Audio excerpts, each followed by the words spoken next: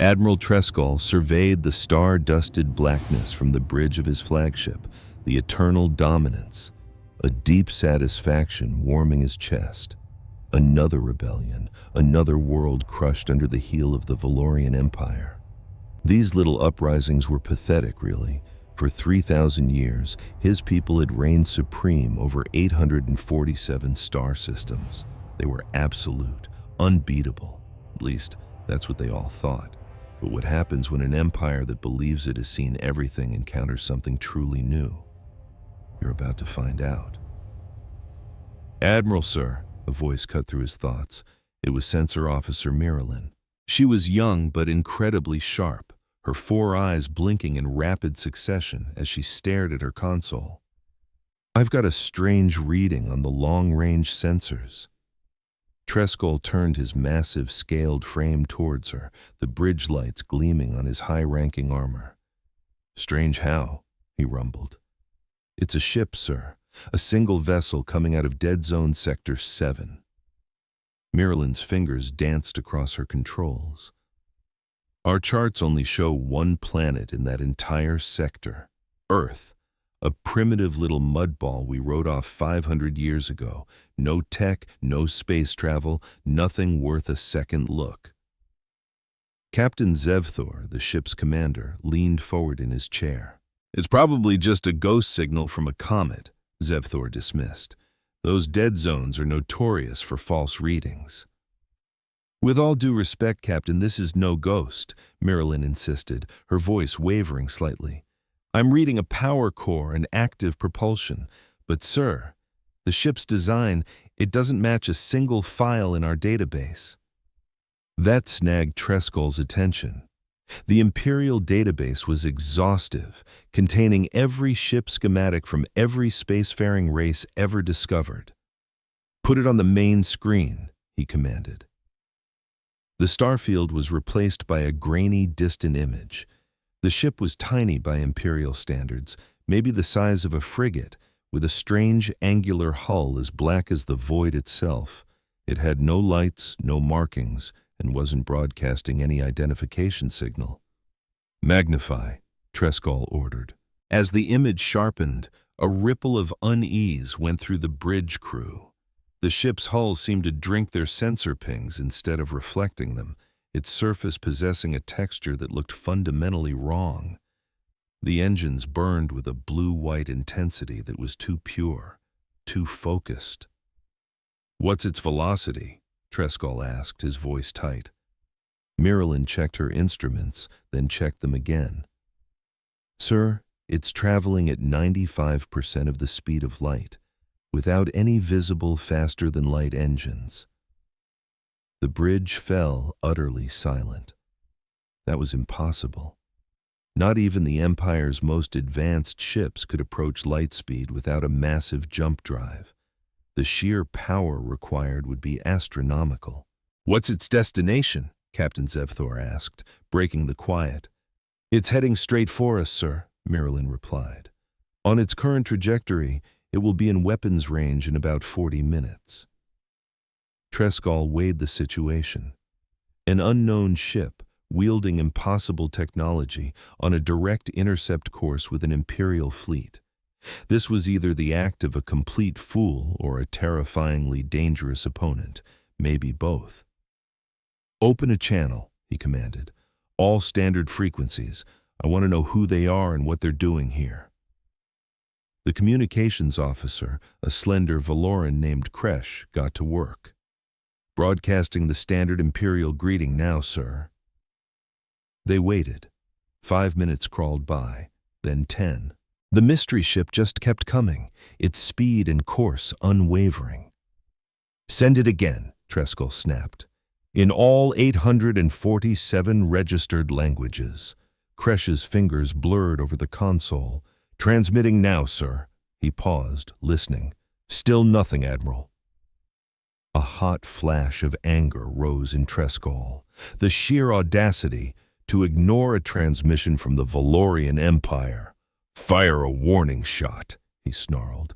"Minimum power plasma bolt right across their bow. Let's see if that gets their attention." "Yes, sir," Zevthor acknowledged, tapping his command screen. "Weapons, you have your orders. A warning shot." The Eternal Dominance's forward cannons whined as they charged, a low thrum vibrating through the deck. A brilliant spear of plasma tore through the vacuum of space, carefully aimed to pass in front of the approaching vessel. It was the universal, "We mean business" signal. The unknown ship didn't slow down. It didn't change course. It didn't react in any way at all. "Did they even see it?" Trescol demanded. "They had to have, sir," Marilyn said, leaning so close to her screen her nose almost touched it. "A blast that size would have overloaded any standard sensor array." She paused. "Admiral, I'm detecting something new. The ship is deploying things. Small modules are extending from its hull." "Are they weapons?" Captain Zevthor was now on his feet. I don't think so, sir," Marilyn replied. "They're too small. They look more like sensor pods or communication relays. I can't get a positive eye." Trescol had been in command for 60 years. He'd won 17 major campaigns. He trusted his gut, and right now, his gut was screaming at him that this entire situation was deeply, fundamentally wrong. This ship wasn't following any rules of engagement he'd ever seen. "All ships," he announced, his voice booming across the bridge. "Assume battle formation Delta. If this newcomer wants a fight, we'll be the ones to give it to them." The fleet responded instantly. 12 massive battlecruisers shifted into a deadly spearhead. 40 destroyers formed a protective screen, flanked by hundreds of smaller support ships. It was a perfect textbook formation, the result of centuries of imperial military doctrine. The full, overwhelming power of a Valorian battle fleet was on display, ready for war. The lone, dark ship just kept coming. It was close enough now that details were visible without magnification. The hull was a bizarre mix of smooth curves and sharp angles. There were no visible gun ports, no shield projectors, nothing that suggested it was a warship. "Try hailing them one last time," Trescol said. "This is their final chance to identify themselves before we classify them as hostile." Kresh sent the message. The seconds dragged on. "No response, Admiral," he finally reported. Trescol straightened his uniform. It was time to make a decision. An unidentified vessel with impossible technology, refusing all communication and heading straight for his fleet. Imperial protocol was crystal clear. "Order destroyers Hammer and Anvil to intercept and disable that ship. Use EMP cannons. I want it dead in the water. Then we'll board it and get some answers." "Yes, sir," Captain Zevthor confirmed. The 2 destroyers peeled away from the main formation, their engines flaring bright as they accelerated. They were swift, powerful ships, each one packing enough firepower to crack a small moon. Their electromagnetic pulse weapons were designed to shut down any known technology in the galaxy. Nothing could withstand a direct hit. The destroyers moved into position. Twin lances of pure electromagnetic energy, invisible to the eye but lethal to any electronic system, shot out and struck the unknown vessel dead on. Marilyn gasped. "Admiral, the ship's hull. It's doing something. The surface is rippling, almost like liquid metal. It's somehow dispersing the EMP blast, just shunting the energy across its skin and bleeding it off into space." "That's not possible," Zevthor whispered, but they were all seeing it. The mysterious ship sailed onward, completely unharmed. The most powerful disabling weapons in the Imperial arsenal had done absolutely nothing. "All ships! All weapons!" Trescol roared, his composure finally cracking. "Target that vessel! Plasma missiles! I want everything we have thrown at it!" Alarms blared as the entire fleet powered up its weapons and locked on. The Eternal Dominance alone could incinerate a continent. The combined fleet could shatter a planet. Just as the order was about to be given, Miralin's terrified voice sliced through the noise. "Sir, the enemy ship is slowing, matching our velocity, and, oh my stars. Admiral, I'm reading a power surge across its entire structure. Every single system is activating at once." "What kind of systems?" Trescol demanded. "I don't know, sir. The energy readings are off the charts. They don't make any sense. They're building exponentially. Whatever they're powering up, it's drawing more energy than our entire flagship's reactor."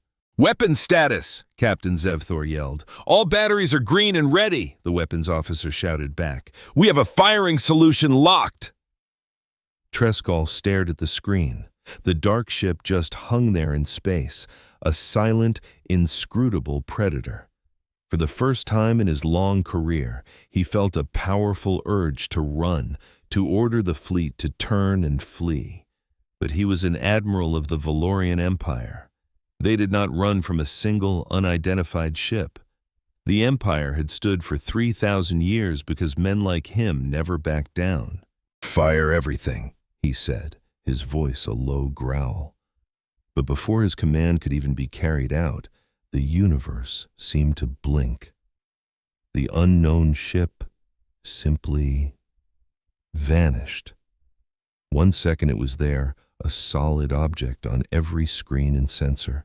The next, it was gone. Every reading flatlined. No heat signature, no energy trail, nothing. It was as if it had never existed at all. "Where did it go?" Zevthor screamed. "Find it now." "Scanning all spectrum, sir," Marilyn cried out, her 4 eyes wide with panic. "It's not there. It's just gone.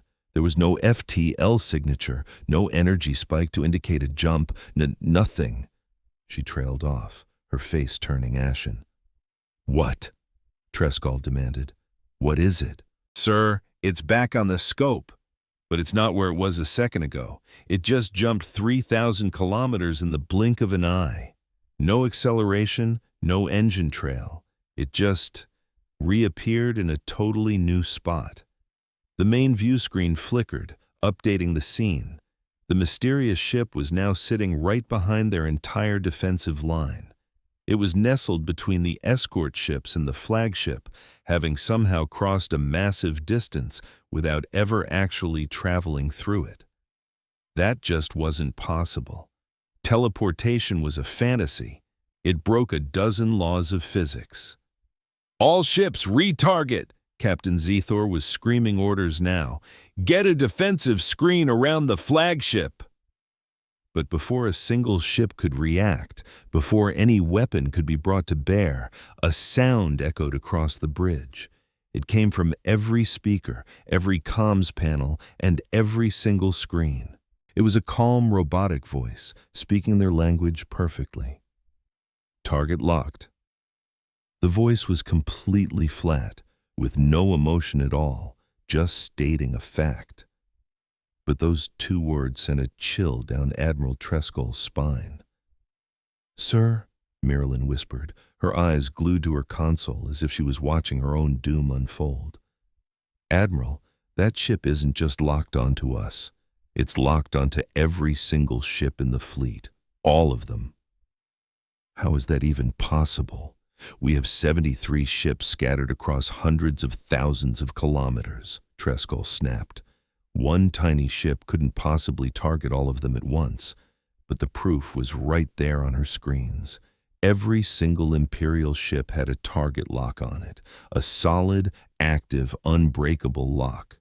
Trescol opened his mouth to give a command, though he had no idea what command could possibly help them now. His ship was bigger, his weapons were stronger, and his fleet was massive. But in that moment, none of it seemed to matter. They were up against something that didn't play by the known rules of the universe. The robotic voice spoke again, but this time it sounded different, not emotional, but emphasized. "Attention. This is the retribution from the Terran Colonial Defense Fleet. You have fired on a human vessel without provocation. Under Terran military law, this is an act of war. You have 10 seconds to power down your weapon systems and prepare for a full scan. If you don't comply, your military assets will be neutralized. This is your one and only warning." Human?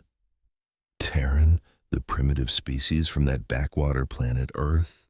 The pre-warp civilization that couldn't even escape their own solar system 500 years ago. Trescall felt his entire world spin. Everything he thought he knew, everything he believed about the Empire's absolute power was suddenly crumbling. But he was still an admiral. He was still in command of this fleet, and he would not be cowed by one ship, no matter what parlor tricks it could pull. "This is Fleet Admiral Trescall of the Valorian Empire," he announced, his voice booming with the authority of 3,000 years of galactic conquest. "You are trespassing in Imperial space. You will power down immediately and prepare to be boarded. Any resistance will be met with overwhelming force. You cannot win against this fleet." The countdown was still ticking in his head. 10 seconds, 9, 8, "All weapons open fire," he ordered, his voice dangerously quiet. "Give them everything we've got." The bridge crew paused for a split second, then their training kicked in. Fingers danced across consoles, weapon systems armed, targeting computers confirmed their locks. 5 seconds, 4, 3. On the view screen, the dark ship just hung there in the void, silent, as if it was waiting.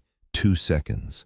"Fire!" Captain Zevthor yelled. 1 second. The Imperial fleet unleashed a torrent of pure destruction. Plasma cannons erupted. Kinetic missiles streaked through the black. Beams of energy sliced through space. It was enough firepower to turn a small moon into dust, all of it aimed at one small ship. 0. The unknown ship didn't even try to dodge. It didn't flinch. For a single heartbeat, Trescall thought they'd won. He thought that their overwhelming firepower had crushed the enemy just like it always had. And then his entire bridge went black. Red emergency lights flickered to life, bathing everything in an eerie glow. Alarms wailed. Display screens sparked and died. The weapon systems shut down. Navigation went offline. Even the constant low hum of the engines went silent.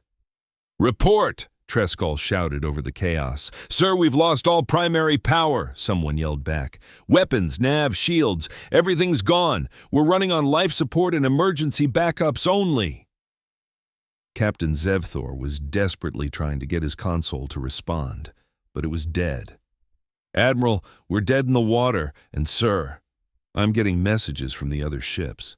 Every single vessel in the fleet is reporting the exact same thing. A complete, fleet-wide system failure." Marilyn somehow managed to get one small sensor screen working. What she saw made her voice tremble. "Admiral, that ship, the human ship, it's fine. All of our weapons hit it dead on, and it's completely undamaged. There's not a single scratch on it." "How is that possible?" Trescall stared at the view screen, now running on emergency power. The dark ship was still there, silent and motionless, watching them with what felt like pure contempt. "What have we done?" he whispered. The mechanical voice came back, and this time it carried a chilling finality that made every person on the bridge freeze in terror. "You have chosen poorly." The eternal dominance floated helpless in the void. All around it, the pride of the Imperial fleet drifted like giant metal coffins. No engines, no weapons, no way to communicate beyond short-range emergency signals. 73 of the finest warships ever built, each a symbol of valor and power, had been turned into nothing more than expensive tombs. Admiral Trescall stood on his darkened bridge, lit only by the pulsing red emergency lights. He gripped the command rail so tightly his claws dug into the metal. In 60 years of service, he had never, ever felt this helpless. The flagship that had conquered 17 star systems couldn't even turn on its own lights. "How?" Captain Zevthor asked the question in a hushed tone, as if speaking too loudly might provoke another attack. "How did one ship do all of this to an entire fleet?" Marilyn was hunched over her backup sensor station, the only one that was still working. The dim light from the screen reflected in her 4 eyes as she pored over the data. "Sir, I've been analyzing the event. That ship didn't use any weapon we know of. It unleashed some kind of electromagnetic pulse, but it was unlike anything in our databases. It was adaptive." Adaptive? Trescall turned to face her. "What does that mean?" "Our own EMP weapons are like a sledgehammer," Marilyn explained, her voice shaking just a little. "They blast everything with the same wave of energy. But what that ship used, it was more like it had a unique key for every single lock. It specifically targeted our command and control systems, our weapon arrays, our engine cores. It intentionally left life support and emergency power running. Whoever designed that weapon knew exactly how our ships are built. They knew our systems better than we do." The weight of that statement settled over the bridge like a funeral shroud. The Valoran Empire had never shared its technology with anyone. Their ship schematics were among the most highly classified secrets in the galaxy. And yet somehow, these humans, from a world that was supposed to be a primitive backwater, had not only figured out their tech, but they had also figured out how to surgically disable it. "Maybe they captured one of our ships," Captain Zevthor suggested, though he didn't sound convinced. "Or maybe rebels sold them our secrets." But even as he said it, he knew it wasn't the answer. What they had just seen was far beyond simple stolen technology. This was something else entirely. The human ship just hung there in space, a dark shape against the stars on the main view screen. It hadn't budged since it had systematically dismantled their entire fleet. Now, it just waited, like a panther watching its cornered prey, letting the fear sink in. "Incoming transmission," the comms officer announced, her voice trembling slightly. "Audio only. It's from the human ship." "Put it on screen," Admiral Trescall ordered, his voice a low growl. He instinctively straightened his decorated uniform, a reflex born from decades of service. An admiral of the Empire would show dignity even in the face of utter annihilation. But the voice that echoed across the bridge wasn't the cold, mechanical tone he expected. It was human, a woman's voice, calm and filled with an unshakable authority that made every last person on the bridge freeze and listen. "This is Captain Sarah Chen of the United Earthship Retribution. I'm speaking directly to Admiral Trescall of the Valorian Empire." Her voice was steady. "Your fleet is disabled, but it is not destroyed. Your crews are alive, and they are unharmed. We did this on purpose. We could have turned every one of your ships into stardust. We chose not to. I need you to understand that before we go any further." Trescall finally found his own voice, though it was rougher than he liked. "What is it that you want, Captain?" "I want to tell your empire a story," Captain Chen replied coolly. 500 years ago, your scouts visited a little blue planet called Earth.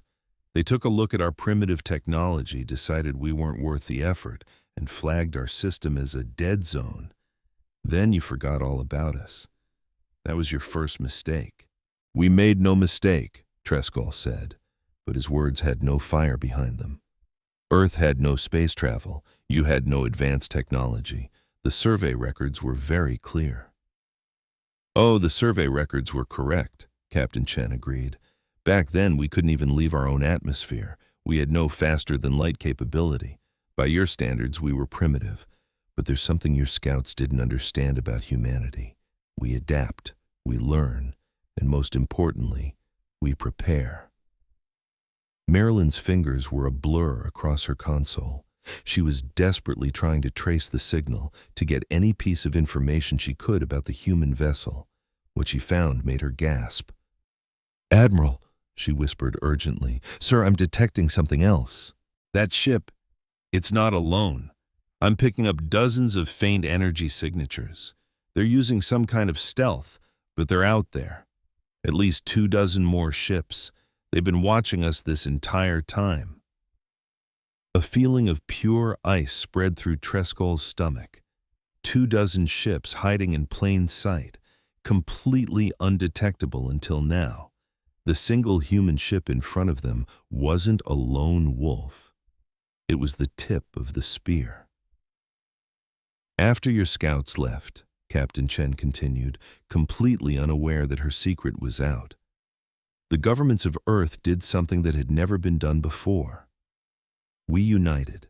Every nation, every culture, every single person on our planet came together because we realized one very important thing. The galaxy wasn't empty, and sooner or later someone was going to come back. As friends or as conquerors, we had to be ready for either outcome.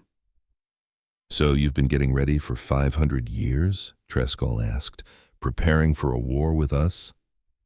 Not war, Captain Chen corrected him. Preparation. We studied every trace your scouts left behind, the radiation from your engines, the electromagnetic signatures from your sensors, bits and pieces of your communications. We learned your language from radio signals you never bothered to encrypt. We watched your empire grow. We saw how you deal with anyone who defies you. We saw what you did to the Calthine when they asked for their freedom. Captain Zevthor stepped forward. The Calthine were rebels. They broke imperial law. They had to be brought back in line. There was a long silence before Captain Chen spoke again. When she did, her voice was ice. They were a people who wanted to rule themselves. You firebombed their cities because they wouldn't obey you. Over 2 million dead, men, women, and children. We watched it all on our sensors, and that was the day humanity made a choice. We would never let the Valoran Empire do that to Earth. You don't get it, Trescol said, surprised at how defensive his own voice sounded. The Empire keeps order across 847 systems. Without that order, there would be chaos, war, and suffering. You keep control, Captain Chen shot back. That's not the same thing as order. And now you're about to learn something about us. We don't do well with being controlled. We tried it on ourselves for thousands of years. Empires rose and empires fell on Earth. Every last one of them thought they'd last forever. Every last one of them crumbled. We learned from that. We learned that nobody has the right to rule over another without their permission. Marilyn looked up from her console. Admiral, I'm picking up more readings. The hidden ships are moving into formation. They're boxing us in. On the main view screen, the blackness of space seemed to ripple. One by one, ships materialized out of thin air. They had been there the whole time, hidden by some kind of stealth technology that made them completely invisible to Imperial sensors. The ships were all different shapes and sizes, but they all had the same dark, angular look as the Retribution. 27 ships. The Retribution and 26 others, facing down an Imperial fleet that couldn't even fire its weapons. Let me tell you what happens next, Captain Chen said, her voice completely calm, as if stating simple facts. In about 6 hours, a much bigger Imperial fleet is going to arrive. Your high command will have gotten Admiral Trescol's distress signal. They'll send reinforcements, probably the 7th Battle Group, around 250 ships, including your newest dreadnought. How could you possibly know that? Captain Zevthor demanded. Because we've been listening to your communications for 500 years, Captain Chen replied. We know your military protocols. We know your response patterns. We know how your empire thinks. And that, Captain, is the difference between us. You never took the time to learn anything about us. You just assumed we'd stay primitive. You assumed wrong. For the first time in decades, Trescol felt a knot of fear in his stomach. Not for himself, but for his empire. Everything he knew about strategy told him they were up against a superior force, not superior in numbers or firepower, but in something far more dangerous: knowledge, preparation, and purpose. "What are your demands?" he asked quietly. "I don't have demands, Admiral," Captain Chen said. "I have a message, and you are going to deliver it to your high command. Are you ready?" Trescall nodded, then remembered she couldn't see him. "Yes, I'm ready." "Tell your leaders this: Earth wants nothing from the Valoran Empire. We don't want your territory. We don't want your resources. We are not here to conquer you. We just want to be left alone, in peace. But if your empire ever comes to Earth with hostile intent, if you try to do to us what you did to the Calthene, you won't be facing 1 ship or 20 ships. You'll be facing humanity, all of humanity. And Admiral, you need to understand something about humans." She paused, and in that silence, Trescall could feel the weight of centuries. "We are very, very good at war." The communication link went dead. The bridge was silent, except for the hum of emergency power and the soft beeping of Mirlin's console. "Sir," she said, her voice barely a whisper, "the human ships are leaving. They're pulling away."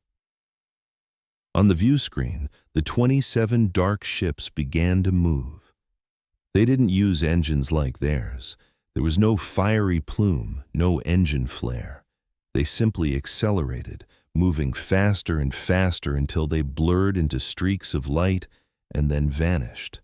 Faster than light travel without using jump gates or any visible propulsion, just instant acceleration to impossible speeds. "Where are they going?" Captain Zevthor asked. "Heading for Earth's solar system," Mirlin reported. "At that speed, they'll be there in less than an hour." Trescall just stared at the empty patch of space where the human fleet had been. His mind was reeling, trying to process everything that had just happened: the disabled fleet, the hidden ships, the casual display of superior technology, and the most unsettling part of it all, their restraint. Captain Chen could have wiped them from existence. She could have destroyed 73 ships and their crews, tens of thousands of Valorans dead in an instant. But she chose not to.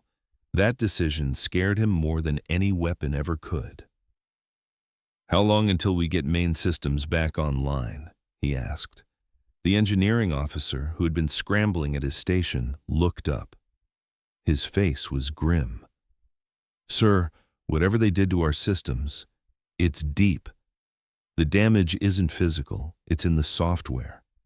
Every command protocol has been completely scrambled. We're going to have to manually reset and reboot every single system. 12 hours minimum, sir. Maybe more." 12 hours. The human fleet would be long gone by then. And the 7th battle group would arrive in 6 hours, only to find the entire Imperial fleet floating dead in space, utterly defeated. "Get to work," Trescall ordered. "I want this ship running as soon as possible." As the crew scrambled to obey, Captain Zevthor sidled up next to the Admiral. He spoke in a low voice, meant only for Trescall's ears. "Sir, what are we going to tell High Command? How do we possibly explain this?" Trescall didn't answer right away. How could he explain that everything the Empire believed about its own superiority was a lie? How could he tell his superiors that somewhere out in the galaxy a species existed that could dismantle them without breaking a sweat? How could he admit that he, an admiral with 60 years of service, had been beaten without firing a single successful shot? "We tell them the truth," he finally said. "We tell them Earth is not a dead zone anymore. We tell them humanity is not primitive. And we tell them that if they send the 7th battle group to Earth, they are making a catastrophic mistake." "Will they listen?" Captain Zevthor asked. Trescall thought of the Grand Marshal and the High Council. He thought of 3,000 years of conquest and unbroken victory. He thought of the deep-seated pride that was woven into the very fabric of Valoran society. The belief that they were the apex predator, the pinnacle of power in the galaxy. No, he said softly. They won't listen. They'll think the humans got lucky. They'll think we were incompetent. They will send the fleet, because that's what the Empire always does. Overwhelming force, total victory. It's worked for 3,000 years. And now? Captain Zevthor prompted. Trescol looked out at the empty space where the human ships had been. He thought about Captain Chen's calm voice, the flawless precision of their attack, the 27 ships that had been hiding in plain sight, the 500 years of preparation. He thought about a species that came together when threatened, instead of falling apart. Now, he said slowly, the 7th Battle Group is going to learn the same lesson we just did. And I pray to the ancestors that some of them survive to bring the message home. Because if they don't, if High Command refuses to believe us, they'll just keep sending more fleets. They'll escalate, and eventually the humans will stop showing restraint. Captain Zevthor's face turned pale. You think the humans were holding back? I know they were holding back, Trescol said. He walked to the view screen and placed one clawed hand against the cool surface. Captain Chen said they could have destroyed us. I believe her. She could have annihilated this entire fleet and left no one alive to tell the story. But she didn't. She disabled us. She left us alive. She even made sure our life support stayed on so we wouldn't suffocate. That's not what a warrior does to an enemy. Then what is it? Captain Zevthor asked. Trescol turned away from the screen, his face heavy with a truth he was only just beginning to grasp. It's what a teacher does to a student. She's trying to teach us something. She's trying to show us that the old way, our way, doesn't work anymore, that the age of the Empire is coming to an end. He walked to his command chair and collapsed into it, suddenly feeling every single one of his years. The question is, are we smart enough to learn the lesson, or are we just stubborn enough to get ourselves killed fighting it? All around him, his crew worked tirelessly to repair the ship, but Trescol knew that no amount of engineering could fix what had truly been broken today. The myth of imperial invincibility was gone. The belief that the Valoran Empire stood alone at the top of the galactic food chain had been shattered. Somewhere out there, speeding toward their home star, humanity was waiting, and they had been waiting for 500 years. The 7th Battle Group had no idea what was coming for them. Model D. Fear was a luxury Captain Sarah Chen couldn't afford, not while seated in the command chair of the USC Retribution. She watched her crew move with a quiet, practiced rhythm that made the bridge feel like a well-oiled machine. It wasn't as grand as an Imperial flagship, but every console and every screen had a deadly purpose. All ships reporting in, Captain, Commander James Park announced from the tactical station. He'd been her second-in-command for 15 years, a rock she could always count on. No damage, all systems in the green. The Imperial fleet never even landed a hit. Oh, they fired plenty of shots, Sarah corrected, a grim smile touching her lips. They just didn't hit a thing. The ship's pilot, Lieutenant Maya Torres, swiveled in her chair. That almost felt wrong, Captain. I mean, 73 ships, an entire Imperial battle group, gone in a matter of seconds. Are these guys really the same force that rules most of the galaxy? Sarah knew exactly what she meant. For 500 years, humanity had whispered tales of the Valorian Empire, wondering if they could ever truly stand against them. The real thing had felt strangely easy, but she refused to let victory breed arrogance. Don't ever underestimate them, she warned, her voice firm. We won today because we held all the cards. We picked the battlefield. We've been studying them for 5 centuries while they had no clue we were even here. Our weapons were literally built to dismantle theirs. If they knew what was coming, she continued, this fight would have looked a whole lot different. Do you think they'll come for Earth now? Commander Park asked, his eyes on the tactical display. The map showed their path home, a clear shot. Behind them floated the silent, disabled hulks of 73 Imperial ships. "They'll come," Sarah confirmed. "The Empire doesn't ignore a black eye. They'll see this as an insult, and they'll want to make a statement. I'm betting they send a much bigger fleet, maybe even the entire 7th Battle Group their intel says they deploy for major problems." 250 ships, Lieutenant Torres whispered, the number hanging in the air. "Against our defense fleet, can we actually win?"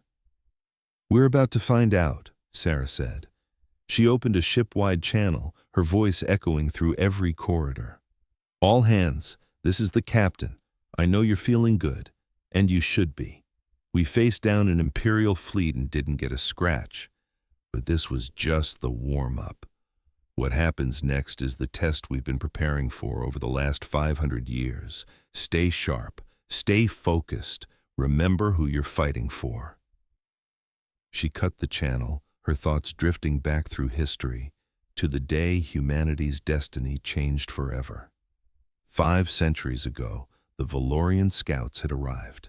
They took a quick look at Earth, labeled it primitive, and moved on, completely unaware they'd been noticed. But a few people, governments, top scientists, they knew.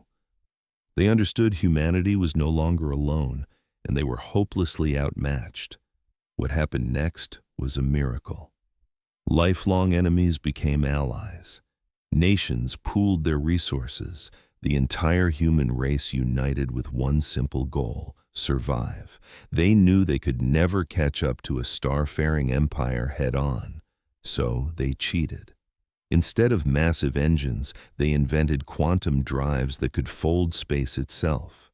While the Empire built bigger shields, humanity developed metamaterial armor that could absorb and scatter energy blasts. They didn't build bigger guns, they built smarter ones, and they hid it all in plain sight. Every warship was disguised as a simple cargo freighter. Every weapons platform looked like a deep space mining station. For 500 years, humanity played possum, pretending to be trapped in their own solar system while secretly preparing for the war they prayed would never come. "Captain," Commander Park's voice cut through her thoughts, "we have a Priority 1 transmission from Earth Defense Command. It's Admiral Kowalski." Sarah sat up straight. Admiral James Kowalski was the top dog, the supreme commander of all United Space Command forces. A direct call from him meant things just got serious. "Patch him through." The main view screen flickered to life, showing Admiral Kowalski's stern face. He was an older man, with graying hair and tired eyes that missed nothing. "Captain Chen," he began, skipping the pleasantries. "Good work out there. We saw the whole thing. Your strategy was flawless, but we've got a problem." "The 7th Battle Group," Sarah stated. It wasn't a guess. "Our long-range sensors spotted them 30 minutes ago, 253 ships to be exact, and they are moving fast." "They'll be in our solar system in about 72 hours, Kowalski continued, "and they aren't coming to negotiate. Intel says they're armed to the teeth. They want to make an example out of us."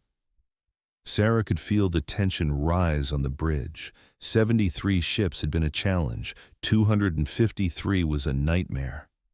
"What are our orders, sir?" "I'm giving you and the other commanders a choice," the Admiral said, his voice heavy with the weight of his words. "You can fall back to Earth and join the main defensive line, or you can go on the offensive, hit them before they even get here." "We lose our biggest advantage if we attack first," Commander Park pointed out. "Our orbital defenses are our strongest play."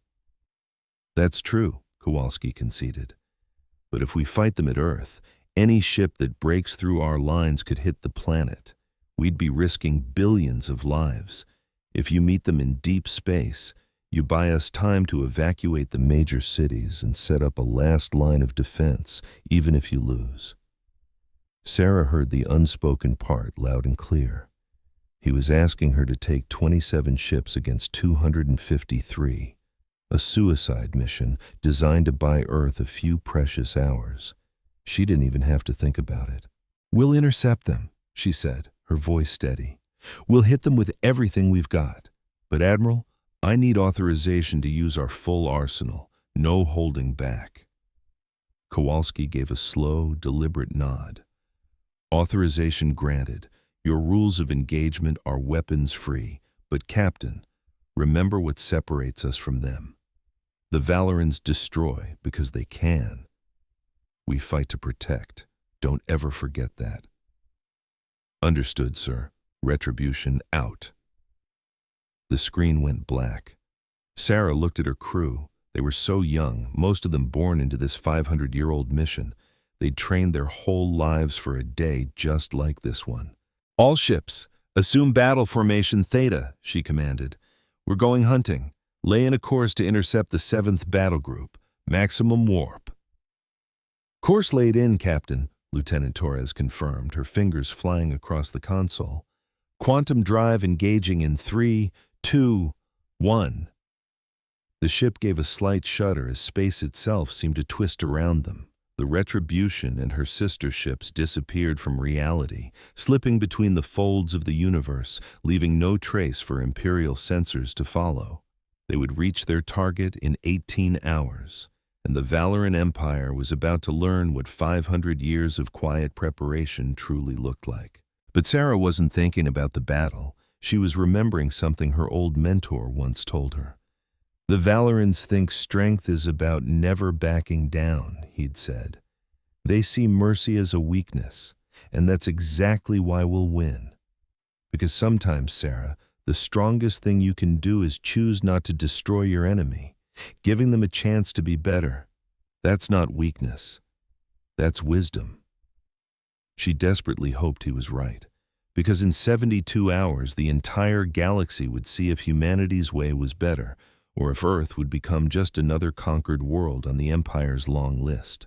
Meanwhile, on the imperial capital of Valoria Prime, the High Council was in chaos. In a chamber carved from the rock of their very first conquered planet, 12 counselors sat before Grand Marshal Kethvar, the supreme commander of the imperial military. He was ancient, his scales faded to a pale gray, but his eyes burned with cold fire. "Explain to me," he said, his voice a low growl, "how a fleet from some backwater primitive world managed to disable an entire Imperial battle group." A nervous silence filled the vast chamber. No one dared to be the one to deliver the bad news. Finally, Counselor Vezitar, the head of Imperial Intelligence, rose to his feet. "Grand Marshal," he began, "we've analyzed Admiral Treskel's report.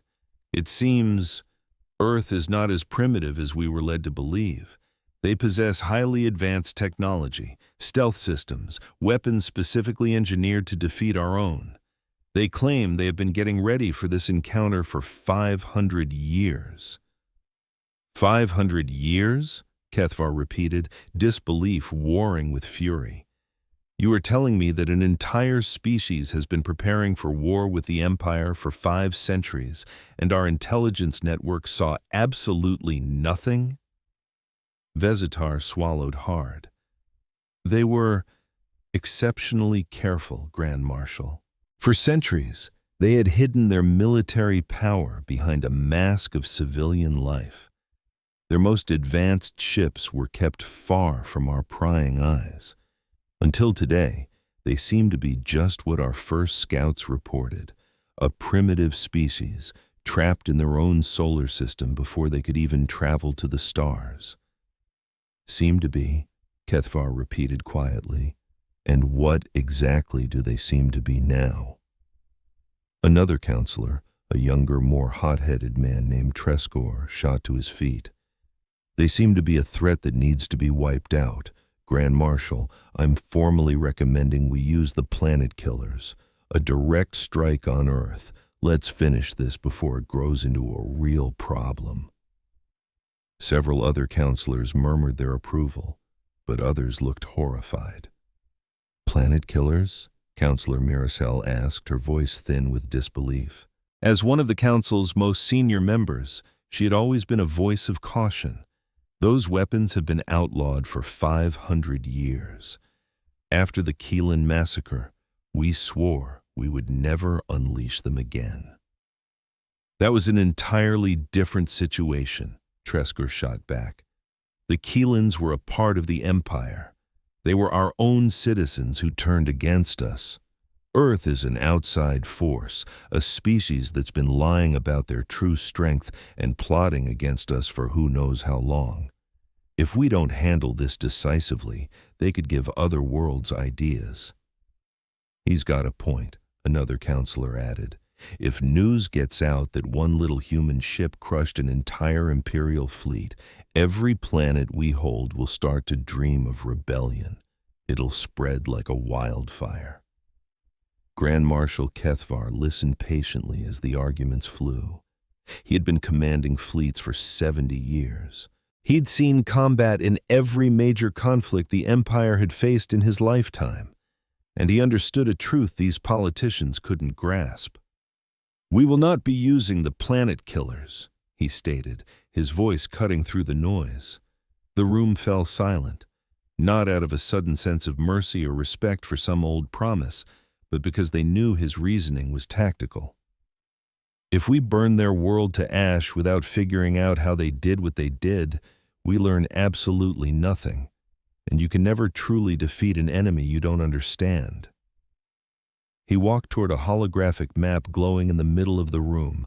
A single red dot marked Earth's location in the galaxy. "I'm sending in the 7th Battle Group," he announced. 253 ships, our most skilled crews, our very best technology. Their mission is to engage the human fleet and find out what they're capable of.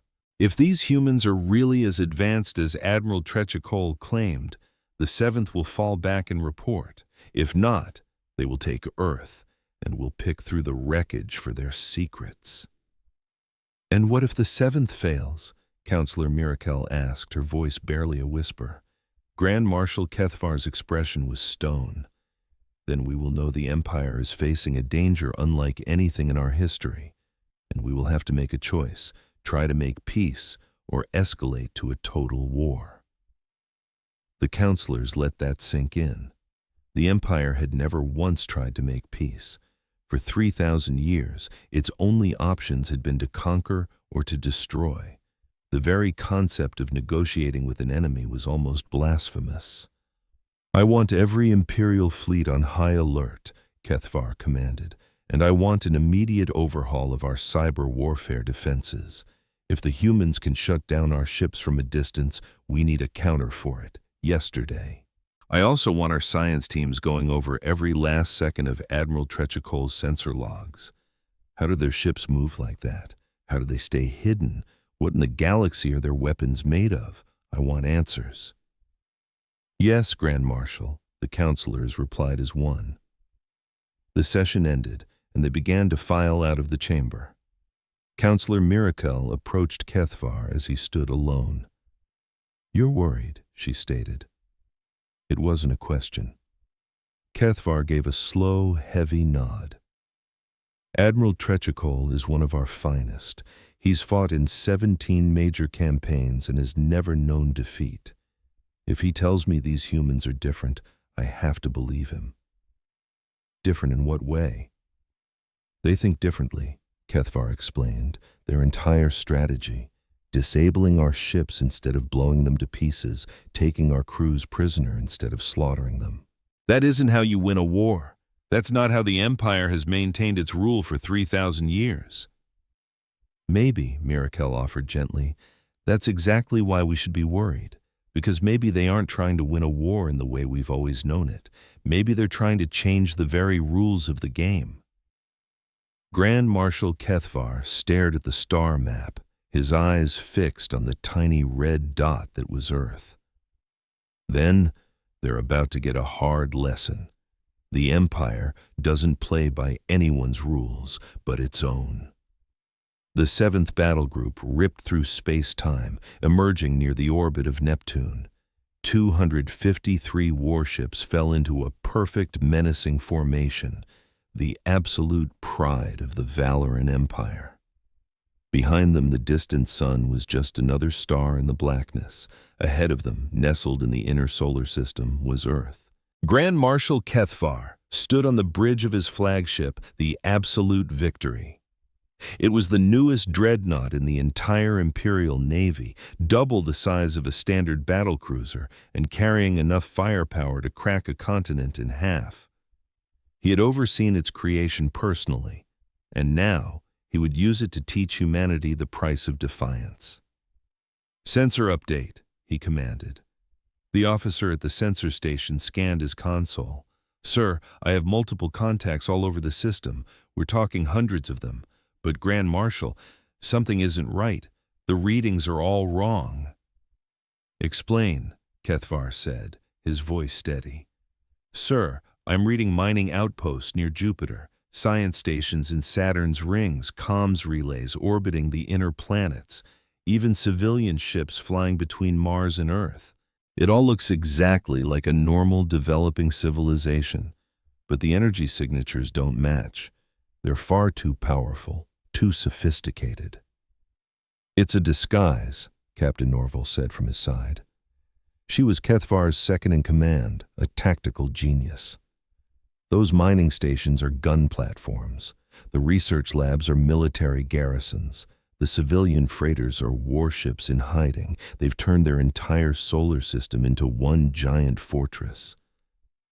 Kethvar nodded slowly. "Impressive. And it confirms what Admiral Trechikol saw. These humans are anything but primitive. They're clever." "How many dedicated warships can you get a lock on?" he asked. The sensor officer's fingers flew across his console. "It's hard to be sure, sir. I can confirm at least 300 contacts that are definitely military grade, but there could be way more out there. Their stealth tech is better than anything we've ever seen. 300 ships against his 253. The odds were closer than Kethvar liked, but numbers weren't the whole story. Imperial ships were bigger, stronger, and backed by 3,000 years of battlefield doctrine. "Open a channel, broadcast on all frequencies. I want to talk to whoever is in charge of this defense force." The communications officer complied. "Channel is open, Grand Marshal." Kethvar drew himself up to his full height. When he spoke, his voice was the sound of absolute authority. "This is Grand Marshal Kethvar of the Valorian Empire.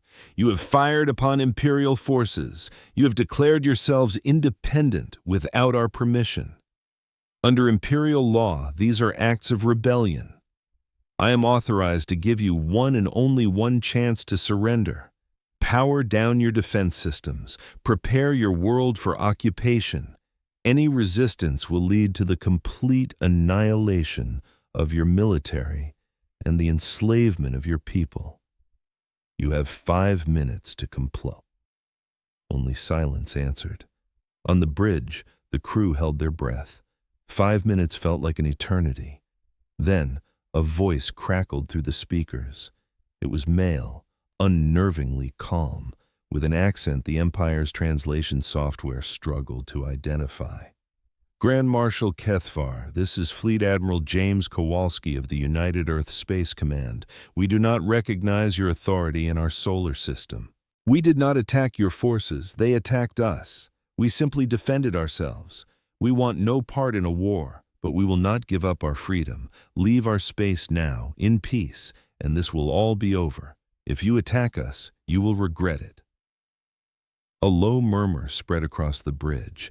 The sheer nerve of it, a backwater species standing up to the Empire, actually threatening them. "You do realize," Kethvar said, his voice dangerously low, "that I command the single most powerful battle group in the Imperial fleet, that I have personally overseen the destruction of entire civilizations, that your resistance is pointless." "We realize that you believe that to be true," Admiral Kowalski replied evenly. "We also realize you've never had to fight anyone quite like us. This is your last warning, Grand Marshal. Leave now. Don't force our hand and make us destroy your fleet." Now, Kethvar felt a flash of real anger.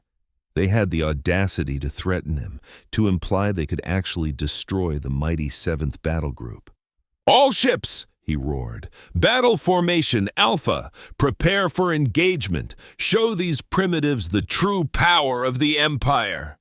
The fleet moved as one, a dance of deadly precision. Ships slid into position. Weapon ports glowed as they charged. Shields shimmered to full power. It was a breathtaking sight, the peak of 3 millennia of military dominance.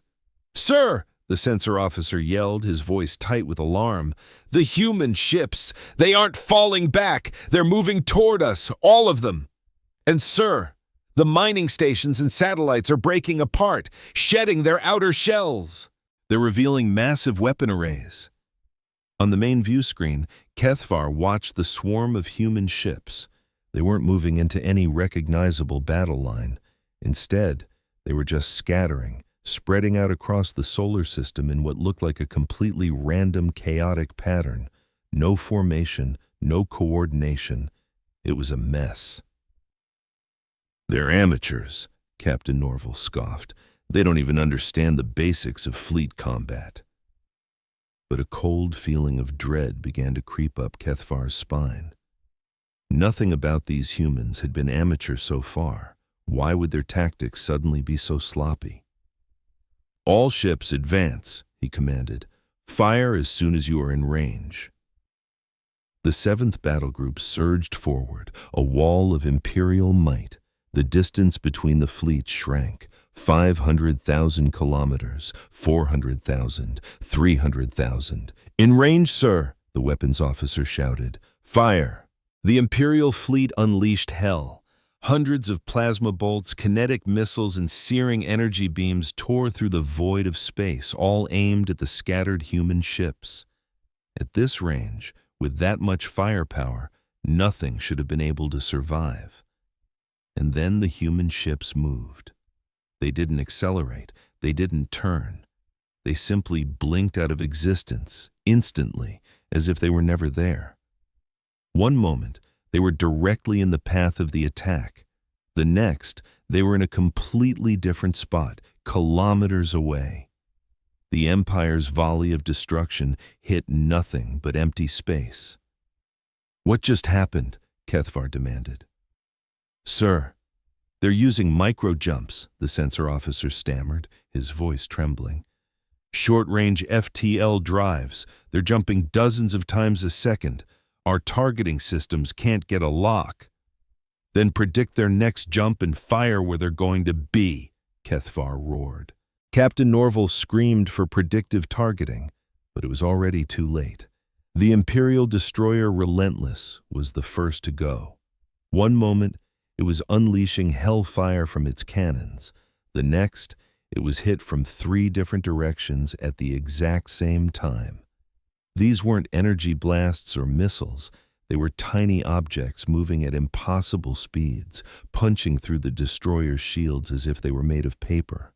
They tore through the armor, ripped through the hull, and the ship simply blew apart from the inside out. "Kinetic kill vehicles," Captain Norval breathed, her face pale with understanding. "They're firing solid slugs at near light speed. Our energy shields are completely useless." As if to prove her point, another ship exploded, and then a third. The humans weren't just firing wildly into the black. Each shot was a masterpiece of precision, a calculated kill. They were dismantling his fleet one ship at a time with terrifying accuracy. "All ships, evasive maneuvers!" Kethvar roared. "Scatter pattern delta!" The fleet shattered its formation, vessels peeling off in every direction to become harder targets. It didn't make a difference. The human ships were like ghosts. They'd appear, fire a fatal shot, and vanish before anyone could get a lock. "Sir, we're also getting hit with massive system disruptions," the tactical officer reported, his voice tight with panic. "Ships across the fleet are reporting weapon failures, navigation glitches. It's the same cyber warfare package that took out Admiral Treshkal's fleet."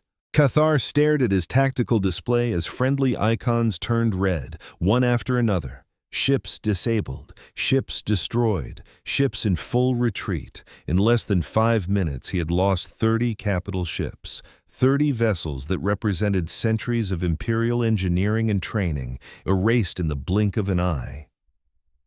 "This isn't a battle," Captain Norval said, her voice barely a whisper. "It's an execution." She was right. The humans weren't fighting like cornered animals. They were fighting like they'd already won, and this was just cleaning up. Every single move was deliberate. Every shot was a kill. There was no wasted energy, no panicked maneuvers, just cold, brutally efficient destruction. "We have to withdraw," Cathar said, the words tasting like ash. "Signal the fleet. Emergency FTL jump." "Get us out of here!" "Sir, if we retreat, the Empire will see us all dead if we stay here," Cathar snapped back. "We are not retreating. We are regrouping. Now execute the order." "Grand Marshal," the comms officer cut in, "we're getting a transmission from the human fleet. They're broadcasting on all channels." "Put it through," Cathar commanded. A new voice filled the bridge. It was female, young, but it carried the weight of absolute authority. "Attention, Imperial 7th Battle Group. This is Captain Sarah Chen of the UESC Retribution. You are completely outmatched. Withdraw now, and we will permit you to leave. Continue this fight, and we will disable every ship you have. This is your only warning." Cathar glanced at his tactical display. 50 ships lost now. His fleet was being systematically torn to pieces, and they hadn't managed to destroy a single human vessel. Not one. He had 2 options: order a humiliating full retreat and admit utter defeat, or stay and fight, knowing his entire fleet would be turned into stardust. But just then, something else lit up his sensors. New contacts, dozens of them, pouring out from deeper in the system, from the space around Earth itself. More human ships emerging from the shadows. "Sir," the sensor officer said, his voice trembling, "I'm counting at least 200 additional contacts. They were hiding in Earth's magnetosphere, using the planet's own electromagnetic field to hide their signatures. 500 ships, maybe even more." The humans had 500 ships, and they had only sent out a tiny fraction of them to dismantle his entire battle group. They could have crushed him from the very beginning. Instead, they used a minimal force just to prove a point. They didn't need overwhelming numbers to win. They just needed to be better. "Signal all ships," Cathar said quietly, his voice hollow. "Full retreat, maximum speed." "Sir," Captain Norval started to protest. "That's an order, Captain." The fleet turned tail and ran. Imperial ships jumped to FTL in random directions, desperate to escape the slaughter. And the humans just let them go. They could have hunted them down, could have wiped out every last ship, but they didn't. As the absolute victory jumped away, it left behind the wreckage of 73 ships and the burning shame of a total, undeniable defeat. Just before they left the system, Cathar received one last transmission from Earth. "Grand Marshal," a new voice said, this one a man's deep and grizzled. "Admiral Kowalski, take this message back to your Emperor. We don't want to be your enemies. We don't want to destroy you. We just want to be left alone. But if you come back, if you ever try this again, we will not show you mercy. The ships you saw today are just the beginning. Earth has been preparing for 500 years. We have weapons you can't even imagine and technologies your empire hasn't even dreamed of. And we have something else you don't." He paused for effect. "We have a reason to fight. Every human on Earth, every single person in our fleet knows what they're protecting. Our homes, our families, our future. Your soldiers fight because they're ordered to. Ours fight because they choose to. That's the difference between us, Marshal. That's why you lost today." The transmission cut out. The bridge was silent except for the low hum of the FTL drive. Cathar stood at his command station, staring at the battle summary. He had started with 253 ships. He was returning with 180. 73 ships lost in under an hour, thousands of Valorans dead, and they had accomplished nothing except to prove that humanity was their superior. "What are we going to tell the High Council?" Captain Norval asked softly. Cathar considered it. The Empire had never lost a battle this badly, never been forced to retreat from a smaller force. The shame would be unbearable. Some on the council would surely call for his head. Others would demand an immediate all-out war to throw every ship the Empire had at Earth until it was nothing but a cinder. But Cathar had seen something today that changed everything he thought he knew. The humans could have annihilated his entire fleet with ease. They had the weapons, the numbers, and the tactical advantage. But they chose not to. They disabled ships that fought on, they destroyed those that wouldn't retreat, but they never went for total annihilation. They fought to defend, not to conquer. And somehow, that made them more dangerous than any foe the Empire had ever faced. "We tell them the truth," he said at last. "That we ran into a species that is far more advanced than we are, that we lost because we were outmatched in every single way, and that if the Empire doesn't change its ways, if we keep trying to conquer and dominate everyone we meet, humanity will be the end of us." "The High Council will never accept that," Captain Norval said. "Then the High Council is going to get a lot more of our people killed," Cathar replied grimly. He looked at the star streaks blurring past the viewport as they fled for home. "I've spent 70 years fighting for this empire. I've conquered worlds. I've destroyed our enemies. I've done horrible things in the name of imperial glory. And today, for the first time in my life, I met an enemy I simply could not defeat. Not because they were stronger, but because they were smarter, better, more human." He let out a bitter laugh at his own phrasing. "Sir?" Captain Norval looked at him confused. "It's nothing," Cathar said. "I was just realizing that for 3,000 years, we've been calling ourselves the apex of civilization, the peak of galactic evolution. And the whole time, it was a lie. We were just the biggest sharks in a pond that hadn't met a real leviathan yet. Today, we met one." As the absolute victory continued its long journey home, carrying the news of the Empire's most humiliating defeat, Cathar made a decision. He would go before the High Council. He would tell them everything he saw. And then, whether they listened or not, he would do something no Grand Marshal had ever done in Imperial history. He would recommend peace, not conquest, not subjugation, but genuine peace. Because he now knew that the only other alternative was extinction. The High Council chamber on Valoria Prime was pure chaos. Councilors were screaming over one another. Some were demanding immediate total war. Others were pleading for caution. A few even dared to whisper the forbidden word: peace. Grand Marshal Cathar stood in the middle of the storm, perfectly silent and still. He had given his report 3 hours ago. Ever since, the council had been tearing itself apart. "Enough!" Councillor Miracel's voice sliced through the din. As the eldest and most respected member of the council, her word carried immense weight. "We accomplished nothing by screaming at each other like children. Grand Marshal Cathar, I have only one question for you. In your professional military opinion, can we defeat Earth in a full-scale war?" The chamber instantly fell silent. Every single eye in the room was on Cathar. He chose his words with extreme care. "If we commit every ship, every weapon, every resource this empire possesses, if we are willing to sacrifice millions of our own people, if we resort to using planet killers and tactics of genocide, then maybe, possibly, we could destroy Earth." He paused, letting the weight of his words sink in. "But it would cost us everything we are. And even if we won, we would face rebellions across every system under our control. Every subjugated species would see that the great empire could be challenged, that we could be wounded, that we could be beaten. The empire as we know it would cease to exist one way or another.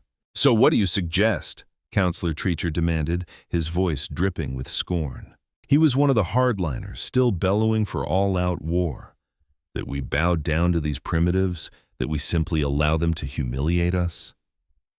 They have already humiliated us, Cather stated bluntly.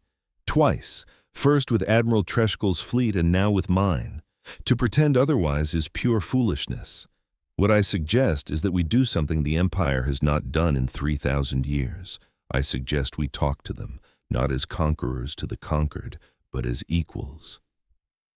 The chamber erupted in outrage once again. Equals? The Valoran Empire did not have equals. The entire foundation of their society was built on the principle of dominance and hierarchy. But Counselor Miracel simply raised a hand, and the room fell silent once more. The Grand Marshal makes a valid point. We have 3 options. Imagine an empire that has ruled the galaxy with an iron fist for thousands of years. Now, imagine they just got their butts handed to them by a bunch of upstarts from a little blue planet called Earth.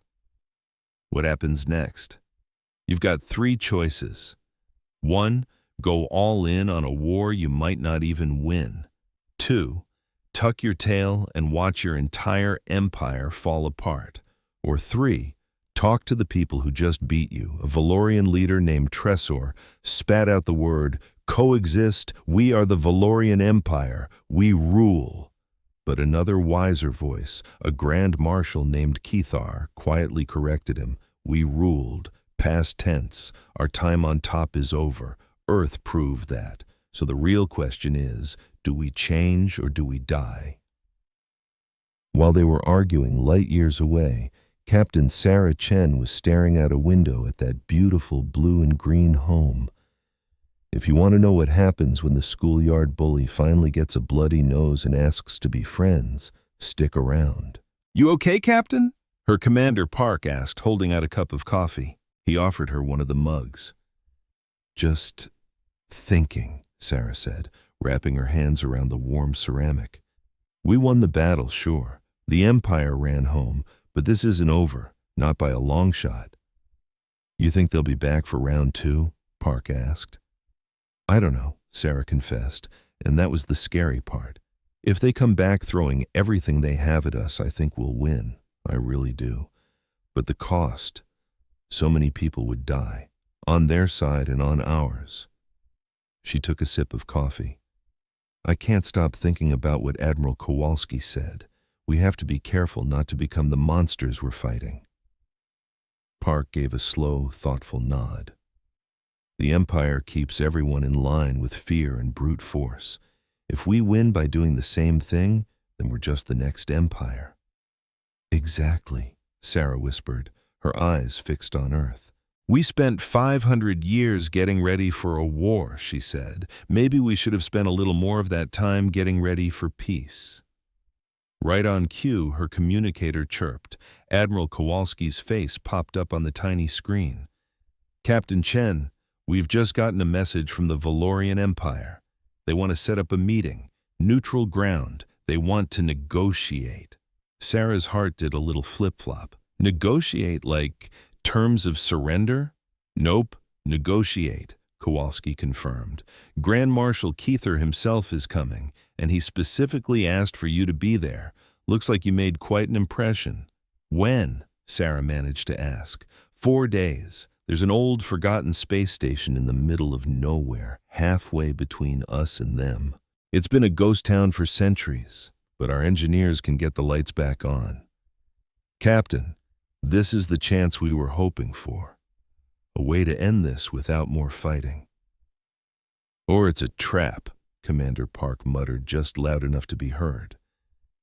It's possible, Kowalski admitted. That's why the entire First Fleet will be hiding just out of sight, cloaked and ready for trouble.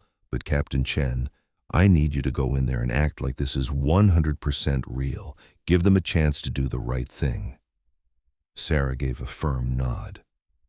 Understood, sir. I'll get a diplomatic team together. Good luck, Captain. The future of 2 civilizations could be riding on this. The screen winked out. Sarah looked at Park. 4 days. We'd better get to work. The old station was called Unity 7. It was built eons ago as a meeting place for species that were now just dust and memories. Now it was just a silent piece of junk, spinning slowly in the void. Human engineers worked for 2 days straight to bring it back to life. They got the power on, the air breathable, and set up a big meeting room with a simple table and some chairs. They kept it basic so neither side could feel like the other was trying to look superior. When the big day arrived, Sarah showed up with a small crew. Admiral Kowalski was there, with a couple of diplomats and 4 security guards. They all wore simple, plain uniforms with no weapons, a clear sign they were there in good faith. The Imperial group arrived right on the dot. Grand Marshal Keithar was at the front, flanked by a counselor named Miral and a few assistants. They were decked out in full military dress, covered in medals and shiny rank pins. For a few seconds, that felt like an eternity. The two groups just stared at each other. Humans and Valorans, people who had been training to wipe each other out just days before. Finally, Keithar took a step forward. Admiral Kowalski, Captain Chen, thank you for coming. Thank you for asking, Kowalski shot back smoothly. Please, have a seat. We've got a lot to talk about. As they all sat down around the table, it felt completely unreal to Sarah.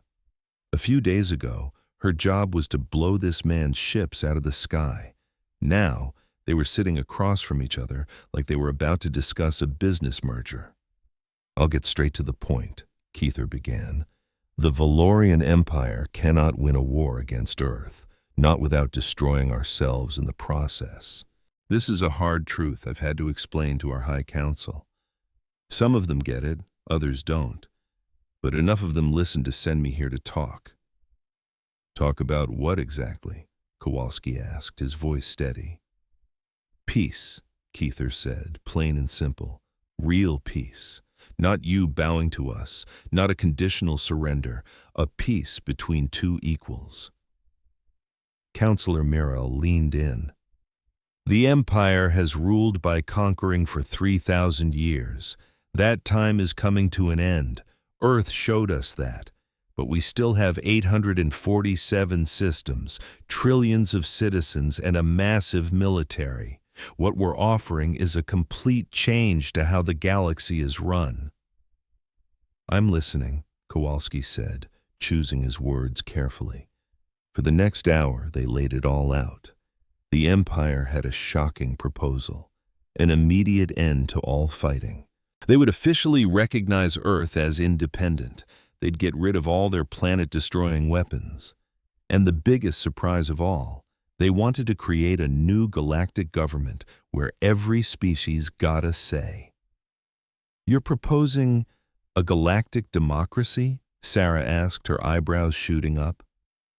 More like a federation, Miral clarified.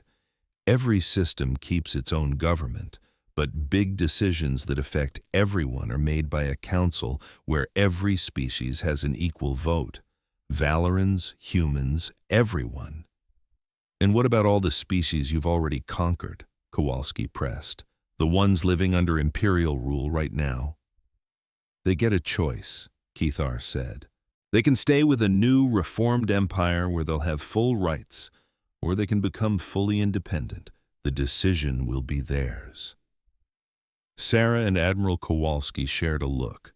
This was way more than they ever could have hoped for. But was it for real? Why? Sarah asked, looking Keithar right in the eye. Why are you offering all this? You could still fight. You could burn everything to the ground for a chance to keep your empire. Why do this instead? Keithar was silent for a moment, and when he finally spoke, his voice was filled with a deep, hard-earned wisdom. Because I'm tired, Captain Chen. I have spent 70 years fighting for the Empire. I've watched worlds turn to ash. I've given orders that still visit me in my nightmares. And I did it all because I truly believed the Empire was a good thing, that our power kept order, that taking over was better than chaos. He looked straight at her. And then I fought your fleet. And I saw something new. I saw strength that was held back, power that was only used to defend, not to attack. You could have vaporized my entire fleet. You had us beat, but you let us go. You chose mercy when you had every reason not to. And in that moment, I knew that everything I had ever believed was a lie. The Empire doesn't keep order. It creates fear.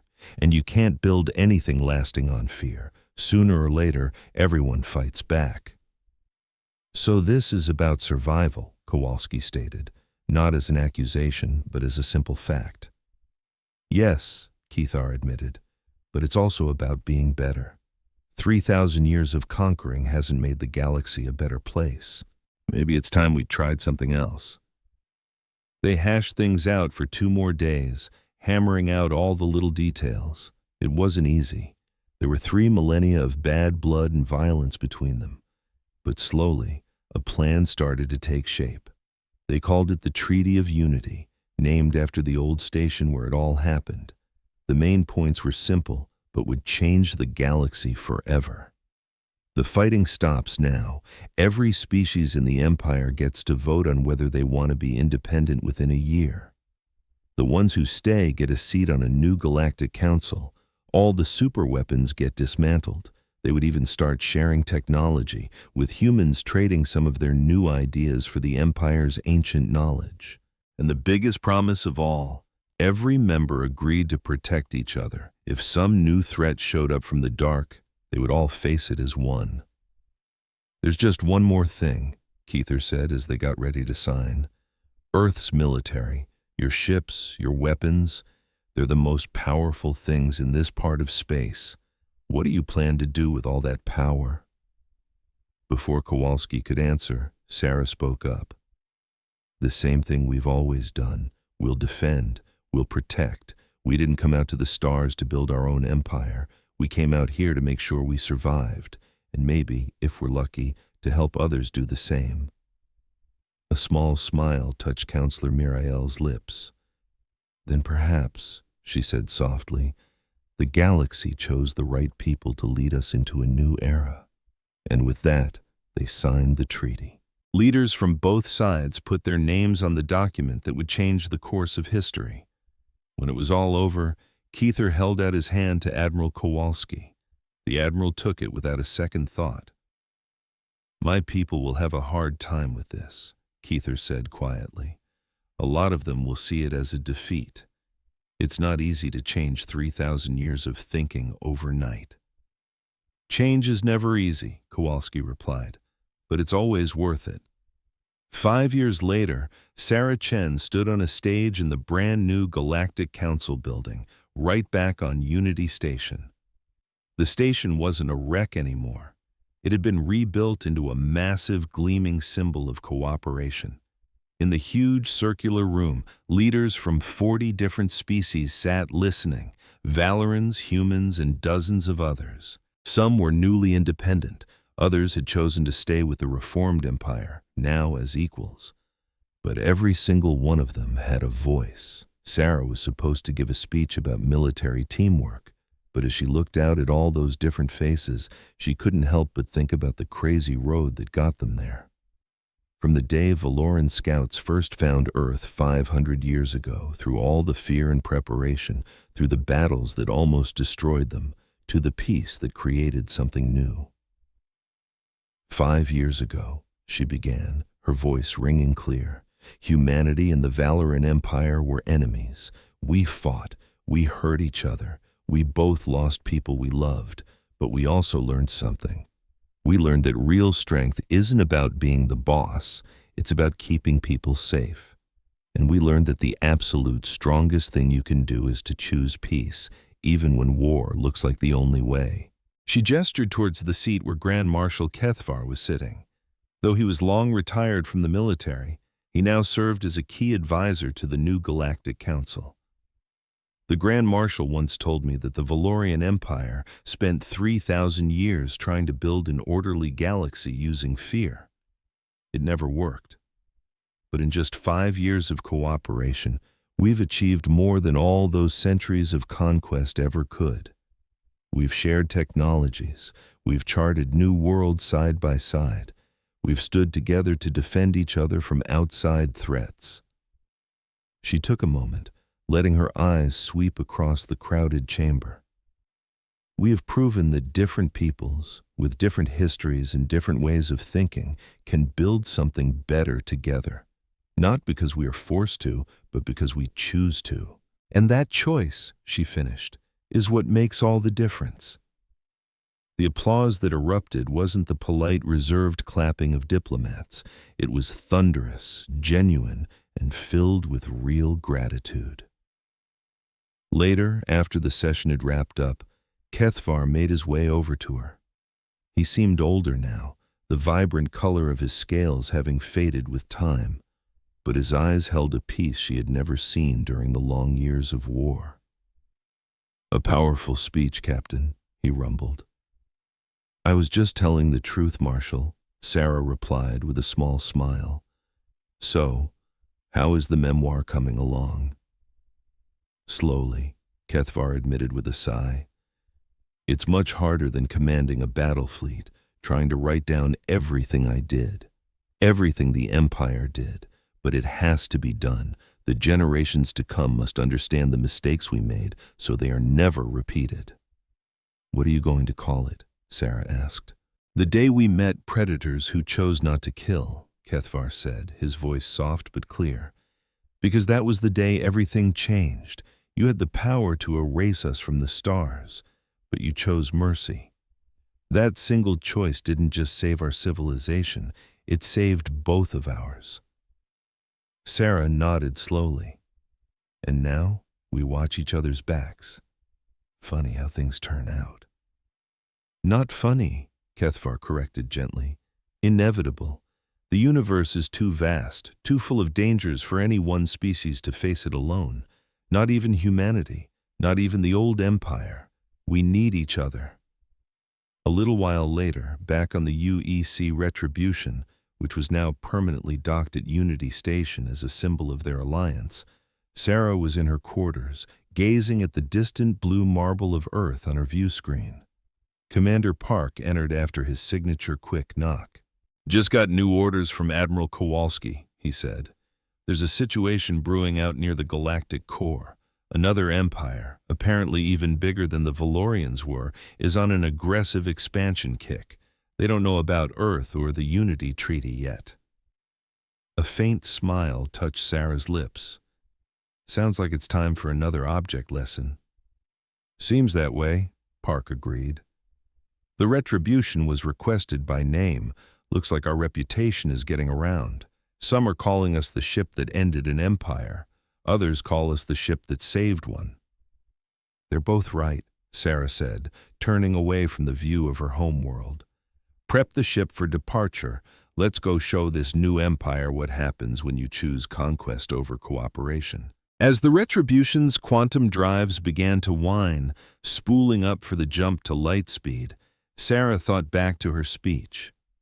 She thought about choices, about real strength, and about the difference between doing what's easy and doing what's right. The Valorian Empire had chosen the path of conquest for 3,000 years. It brought them power, but never peace. It gave them security, but never safety. They had control, but they never earned respect. Humanity had made a different choice, and in just 5 short years, that choice had changed the entire galaxy.